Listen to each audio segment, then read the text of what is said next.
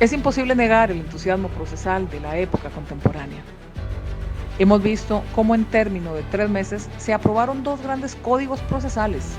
Uno de ellos es el laboral y el otro el civil, que llegaron a reformar totalmente la parte procesal.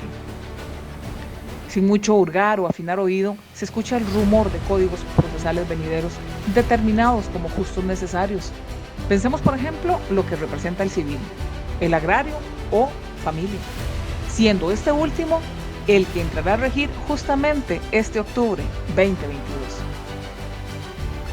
La doctrina jurídica traza líneas atrevidas mencionando la llamada revolución processalista, que pide a modo imperativo la reelaboración de la teoría general del proceso, porque según el siempre sabio Sergio Artavia, al cambiar los sistemas y principios, debe desarrollarse una versión unificada de esta ciencia. En atención a ello, hemos elaborado este análisis de un código procesal civil que ha rendido frutos en la rama de familia, confrontado ahora con el venidero Código Procesal de Familia, que no solo trae promesa de versatilidad, también ilusiona de ajuste en los tiempos resolutivos, ello en atención al principio de justicia pronta y cumplida.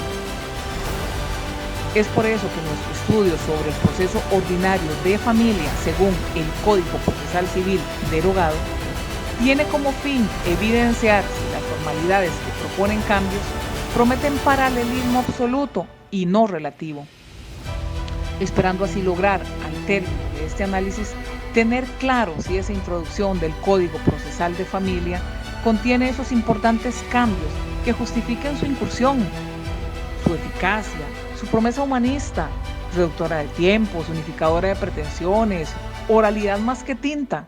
¿Acaso será todo eso cierto? En fin, detalles que veremos en este análisis de los procesos. Este trabajo, en virtud de lo extenso de su contenido, pretende documentarnos en la generalidad sobre este proceso ordinario de familia, y hacemos la salvedad que se ha recogido lo considerado columna con mención de las vertientes que de sí mismos se desprenden, pero todo ello en la generalidad. Siendo este análisis del proceso ordinario de familia, empecemos enalteciendo justamente esta institución social, por demás definida y regulada en un espléndido marco normativo con visión, garantía y protección. Enorgullece el articulado 1 y 2 del Código de Familia, esa protección a la familia, reposando en ella igualdad de derechos y deberes, ello en maravillosos enunciados que han de ser principios fundamentales para la aplicación e integración del código que hoy nos ocupa. No puede pasar en observancia la regulación actual mediante el Código Procesal Civil derogado en el proceso ordinario de familia y en sus etapas desde el inicio hasta la sentencia. Entonces, comprendamos primero qué es el proceso ordinario y cuáles son sus fases. Iniciando, comprendamos justamente ello, el que toda pretensión de mayor cuantía que no tenga una vía prevista en la cual pueda ser discutida y decidida, lo será en el proceso ordinario. Para efectos de nuestra investigación, presentamos una separación del proceso ordinario por fases y las distintas etapas que se desenvuelven durante su desarrollo basándonos en el Código Procesal Civil derogado. Y estas etapas y sus finalidades las encontramos justamente en este código desde el artículo 287 hasta el 419, mismo que aquí hemos resumido. Este proceso consta de 3 fases a saber. Una de ellas es la iniciación. Esta iniciación empezará con la demanda. Voy a agregar que concluye con la conciliación, pero partamos del hecho que se ha verificado la competencia objetiva y su curso continúa. Ella tiene que contener en el escrito inicial 8 definitivamente impostergables, pero bueno, dejemos que sea nuestro compañero José Pablo quien nos documente al respecto. Buenas noches, compañeros y profesor.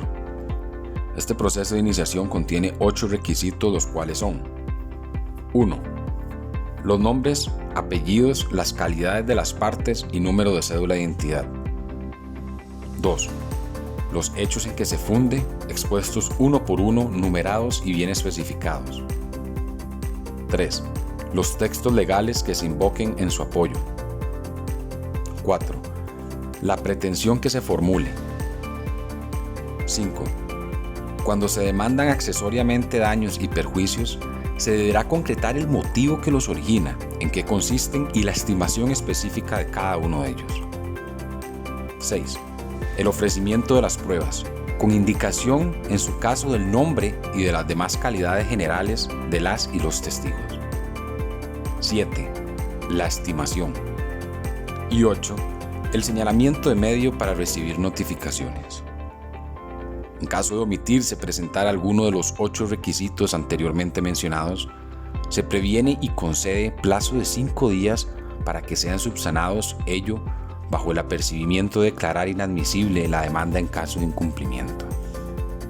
También destaco que en conformidad con el artículo 313 del Código Procesal Civil en estudio, la parte actora tendrá la posibilidad de ampliar la demanda sea por pretensión o por los hechos, siendo estos últimos motivo para tramitarse como un incidente de hechos nuevos y, de ser así, se confiere a la parte demandada audiencia. Continuando entonces con el proceso ordinario, se tiene por cierto que si no se ha iniciado aún la fase demostrativa, las pruebas que se ofrezcan en el incidente de hechos nuevos por la parte se resolverán junto con las pruebas del principal. Pero si se ha iniciado la fase demostrativa, las pruebas propuestas en el incidente se admiten o rechazan dentro del mismo incidente. En este mismo orden de ideas vemos cómo el Código Procesal Civil en estudio admite 4 formas de contestar una demanda ordinaria, las cuales son, como número 1, la contestación negativa, la cual se produce cuando la persona demandada rechaza la demanda dentro del plazo concedido de 30 o 10 días. Como la forma número 2 tenemos el allanamiento, el cual implica que la parte demandada acepta parcial o totalmente las pretensiones de la parte actora.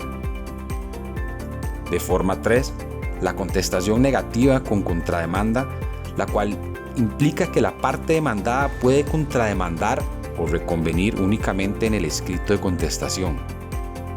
La contrademanda se puede dirigir contra la parte actora e incluso contra un tercero o tercera para integrar la litisconsorcio necesaria. Y la número 4 es la contestación en rebeldía, en la cual la demanda o la contrademanda se tiene por contestada en rebeldía cuando la parte accionada o la reconvenida no contesta dentro del plazo respectivo. Es muy importante lo que José Pablo expone. Y en esa misma línea vemos además la aparición de la conciliación como una forma anormal de terminar el proceso ordinario. Porque si las partes llegan a un acuerdo, el proceso se dará por terminado sin necesidad de sentencia.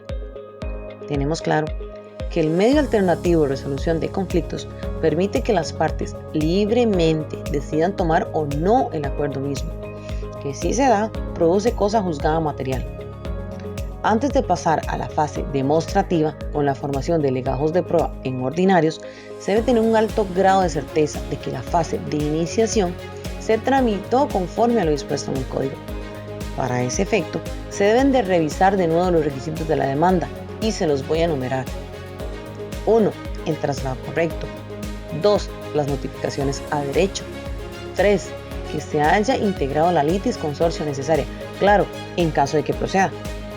4. Que no existan escritos pendientes por resolver. 5. Que todos los incidentes se hayan resuelto, en especial el de objeción a la cuantía y nulidades. Y 6. Que no haya excepciones previas reservadas. En cuanto a la fase demostrativa, pensemos en un escenario en que ella fracasó. Lo siguiente sería que el juez en esa fase ordenara recibir las pruebas ofrecidas procedentes y también las que considere necesarias, rechazando todas aquellas inadmisibles. Ahora bien, en esta fase encontramos 7 medios de pruebas. 1. Declaración de las partes. 2. Declaración de testigos. 3. Documentos e informes. 4. Dictámenes de peritos. 5. Reconocimiento judicial. 6. Medios científicos. 7. Presunciones e indicios. En cuanto a los legajos, será el juez quien formará uno separado tanto para la parte actora y otro para la parte demandada, a menos de que sean necesarios, más si existe litis consortio, ya sea pasiva o activa. En cuanto al plazo para evacuar la prueba, será de 40 días, mismo que es prorrogable si el juez lo considera oportuno de acuerdo a lo especificado en la norma, acotando que no podrá exceder de otros 40 días. En cuanto a la prueba, es importante que el juez o jueza, para determinar si la admite o no, lo haga estudiando de manera personal el expediente, o si lo prefiere, lo realiza en conjunto con el auxiliar, procurando la observancia de los relevantes importantes. La lista y enunciados del código nos presenta los plazos extraordinarios, los requisitos, plazos, indemnización, inevacuabilidad, apreciación de la prueba, deber de declarar, ampliación, conclusión, recursos. Y bueno, es que la lista sigue, es decir, el mismo código nos guía en las etapas que van una a una agotándose en sí mismas, mostrándonos a medida que avanzamos la relevancia. Por ejemplo, del deber de declarar, así como las consecuencias de la negativa al realizarlo. Ello entre demás importantes. Los artículos del 338 al 350 abarcan la exactitud de la confesión con sus tantas características y procedimientos, guiando hasta la forma correcta de responder y en ese transitar por la norma, saltando con velocidad entre actas, reconocimientos, daños, perjuicios, presunciones, interrogatorio y muchos más enunciados. No podríamos dejar sin mencionar la etapa conclusiva, misma que comprende dos resoluciones. En la primera, se ordena la unión de legajos de prueba y se concede el plazo para el alegato de conclusiones. Y en la segunda, es precisamente la resolución final o sentencia.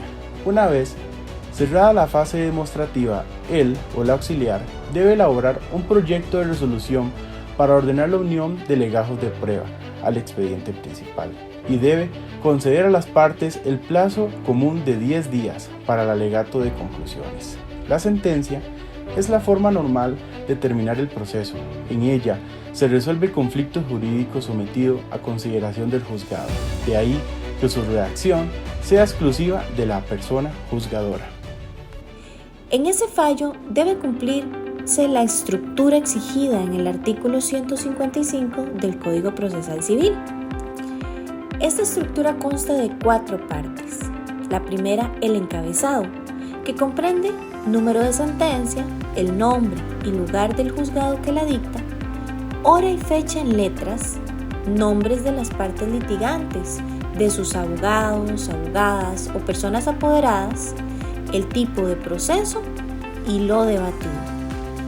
Sigue el resultando, el cual su finalidad es resumir las pretensiones de las partes e indicar que en los procedimientos se han cumplido las prescripciones y términos de ley. El considerando. En la parte considerativa, apreciamos la labor intelectual del juez o de la jueza al resolver el conflicto jurídico.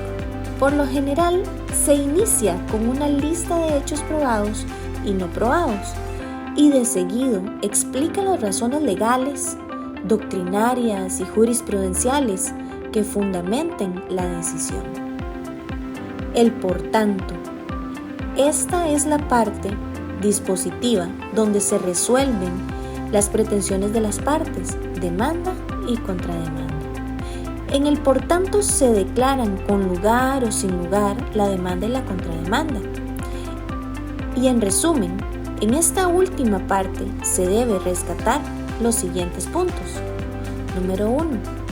Para iniciar la fase conclusiva, debe estar agotada la fase demostrativa, es decir, reducida toda la prueba o declarada inevacuable la abandonada. Número 2. Agotada la fase demostrativa, se redacta el proyecto que ordena la unión de legajos de prueba al expediente principal y se concede a las partes el plazo de los 10 días para el alegato de conclusiones en ordinarios. Así es. Vencido este plazo de 10 días, se agregan los alegatos sin resolver absolutamente nada y se pasa el expediente al juez o a la jueza para dictar sentencia. Continuando con los puntos que la compañera Carolina nos mencionaba, llegamos al número 4. Dictada la sentencia, si se pide adición y aclaración alguna de ese escrito, se agrega y se pasa el expediente a ese funcionario o esa funcionaria para que resuelva la solicitud. 5. Resuelta la solicitud de adición y aclaración, se redacta el proyecto de resolución respecto a los recursos, se rechaza la revocatoria si se opone y se admite la apelación de haberse presentado dentro del plazo de los 5 o 3 días.